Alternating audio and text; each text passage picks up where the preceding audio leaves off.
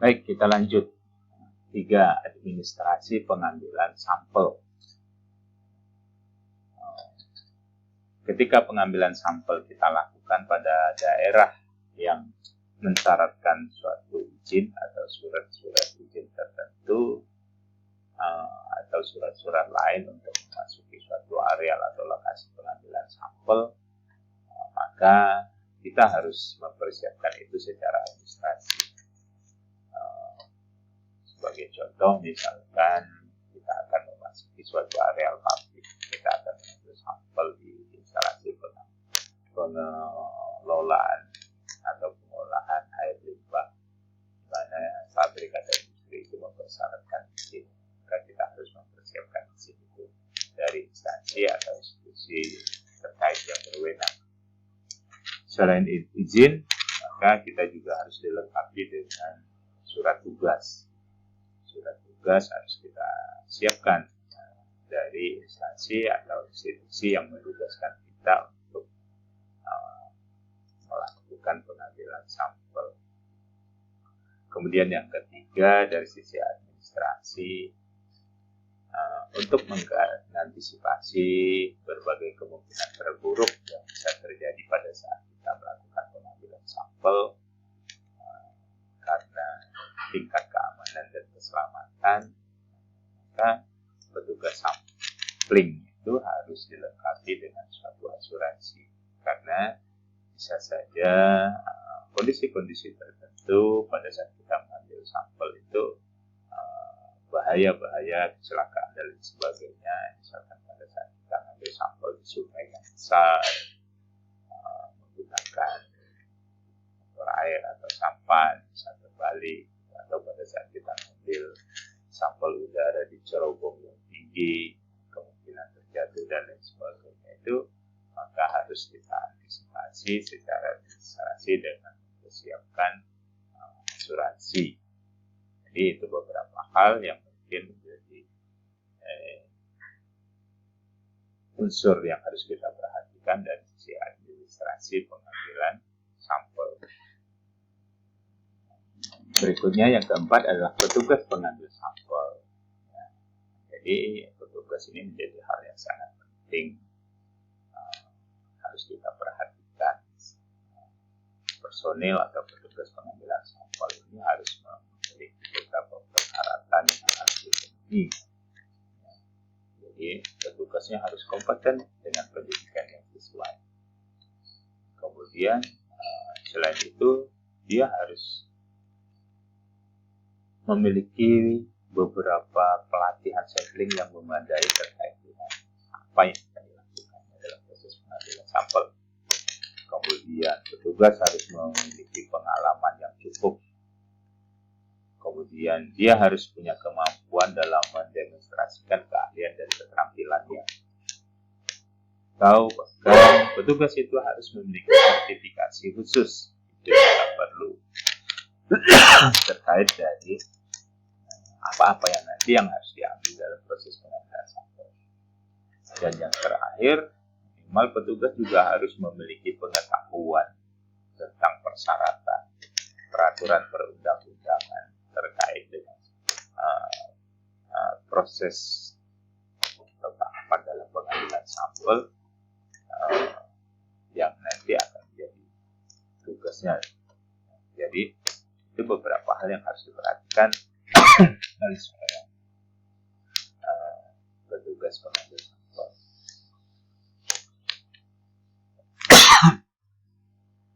Berikutnya adalah bidang pengujian kualitas dan parameter uji.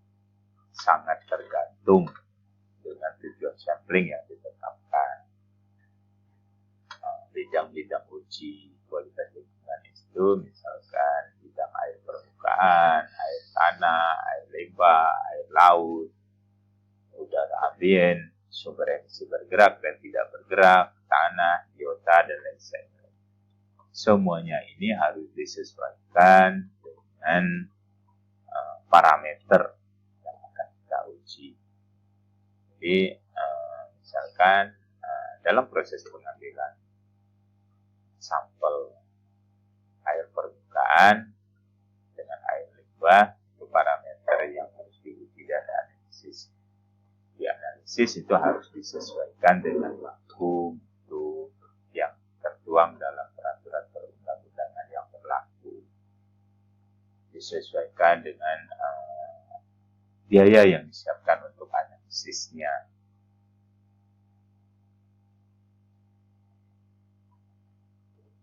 Selain itu, parameter yang akan kita uji tergantung keberadaan dari bahan pencemar, polutan yang ada di lingkungan. Sebagai contoh, misalkan parameter yang harus dianalisis untuk air limbah industri logam itu akan berbeda dengan parameter yang akan kita analisis untuk industri air limbah dari industri atau pabrik tekstil. Walaupun sama-sama air limbah, tadi parameternya berbeda. Jadi hal-hal seperti itu menjadi perhatian dalam proses kita pengambilan sampel. Ini adalah contoh-contoh parameter uji. Ini jenis industrinya, ya. Ini parameter uji yang harus diambil. Ya. Sumbernya adalah dari Peraturan Menteri Lingkungan Hidup Nomor 5 Tahun 2014. Jadi kembali lagi terkait bidang dan parameter uji ini, kita harus memperhatikan peraturan perundang-undangan yang berlaku, baku mutu yang ditetapkan oleh pemerintah baik pusat maupun daerah, itu harus menjadi acuan kita dalam proses pengambilan sampel dan ujinya.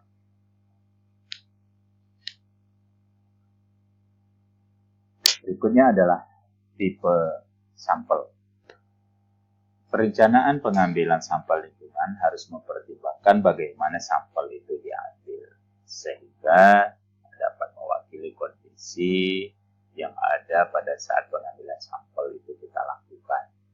Karena itu, volume sampel yang diambil, tanggal, waktu, lokasi, dan titik pengambilan sampel, serta kondisi lingkungan harus kita rekam sebagai data objektif yang dapat kita gunakan nantinya dalam proses interpretasi hasil pengujian. Secara garis besar, tipe sampel itu terbagi menjadi 3, yaitu sampel sesaat, atau lebih dikenal dengan istilah discrete sample atau grab sample, kemudian sampel gabungan atau composite sample, dan yang ketiga sampel terpadu atau integrated sample. Sampel sesaat, discrete sample atau grab sample. Sampel sesaat itu adalah sampel yang diambil dari titik pengambilan sampel yang telah ditentukan pada waktu tertentu. Tuh. Jadi diambil pada waktu tertentu di titik pengambilan sampel yang sudah kita tentukan atau kita tetapkan. Sampling sesaat ini hanya mewakili waktu tersebut saja. Jadi kalau kita ngambilnya malam, ya pada malam saja. Kalau titiknya di sumber, maka di sumber itu saja yang diwakili. Hasilnya tidak dapat dijadikan sebagai dasar untuk suatu keputusan kebijakan. Di grab sampel ini kalau kita di dunia pendidikan sering dilakukan oleh mahasiswa untuk pengambilan sampel penelitian untuk tugas akhir biasanya. Jadi hanya dilakukan pada saat itu saja digambarkan. Tapi hasil akhirnya itu tidak bisa dijadikan sebagai dasar untuk suatu keputusan kebijakan. Kemudian grab sampel ini dapat dilakukan untuk sampel air bersih, ya air limbah, udara ambien atau udara emisi, tanah, lumpur, sedimen atau mikroorganisme. Kemudian grab sampel ini hanya dapat dilakukan apabila kondisi lingkungan diasumsikan homogen atau konstan. Jadi kalau airnya, misalnya kalau kita ambil air, kita asumsikan bahwa airnya itu homogen, tidak terkontaminasi dari berbagai sumber, misalnya sepanjang aliran, maka metode grab sampel ini menjadi metode yang bisa kita gunakan dalam proses pengambilan sampel. Kemudian sampel gabungan atau composite sample. Sampel gabungan merupakan campuran 2 atau lebih sampel sesaat ke dalam sebuah wadah untuk diuji di laboratorium. Misalkan dari sungai, satu aliran sungai itu dari beberapa titik. Kita ambil dari beberapa titik, kemudian kita jadikan satu untuk kita analisis. Metode sampel gabungan ini bermanfaat untuk menentukan rata-rata konsentrasi parameter yang diuji selama periode waktu pengambilan sampel. Jadi sampel gabungan ini bisa gabungan tempat, bisa gabungan waktu. Jadi dalam sampel gabungan ini harus memperhatikan jenis parameter yang dianalisis dan petugas yang kompeten, serta memiliki kemampuan intuitif dan technical judgment yang cukup.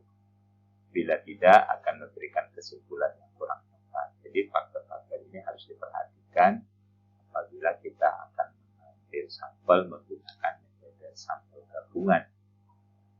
Jadi sampel gabungan itu kembali lagi saya jelaskan bisa gabungan waktu, misalkan kalau kita akan ambil 2 jam, 1 jam pertama pada jam berapa, kemudian 6 jam, 12 jam, sampai 24 jam, jadi gabung.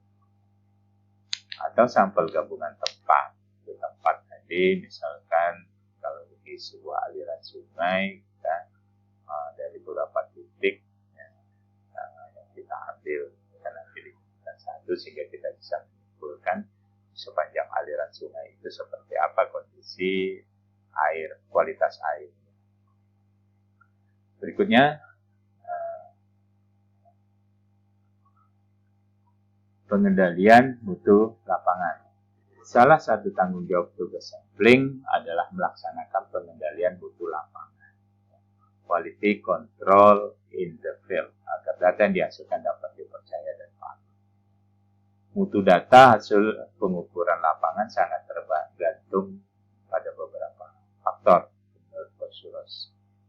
Pengambilan sampel yang representatif, jadi sampel harus representatif.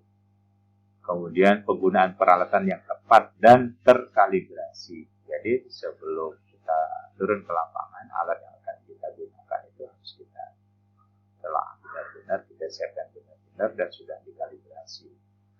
Kemudian pengamatan dan pengawetan yang sesuai. Jadi parameter apa yang kita ambil, kemudian bahan pengawetnya apa, kalau memang harus diawetkan.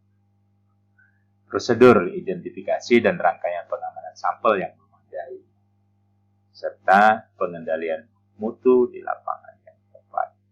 Tujuannya adalah tadi hasil akhir dari proses pengambilan sampel nanti saya uji itu sesuai dengan yang kita harapkan. Pengendalian mutu lapangan ini bertujuan untuk mengecek secara sistematis kesalahan-kesalahan yang mungkin saja bisa terjadi, mulai dari proses pengambilan sampel sampai ke akhir dari